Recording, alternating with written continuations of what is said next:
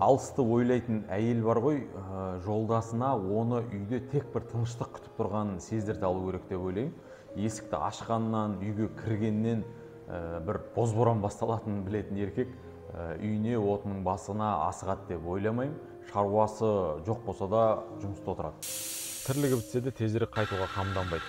Шынында да онсыз да күні бойы жұмыста шаршағаны аздай, үйде де болдырғаныңызды басып, босаңсып жата алмасаңыз, енді рас қой, оның несі үй.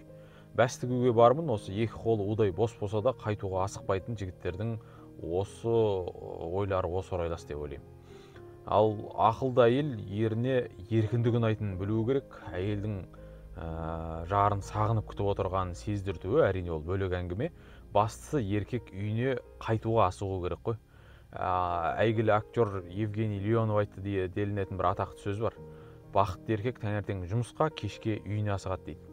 Ол үшін жігітіңіз бір қайталап айтамыз, үйінде тек тыныштық, демалыс, рахат күтіп тұрғанын сезуі тиіс. Бұл үйлеріңіз қуықтай бір Хрущев заманының архитектурасы шығар, не болмаса бір ауылдағы қоржын там шығар, бірақ еркек үшін өзінің үйі ол кең сарай.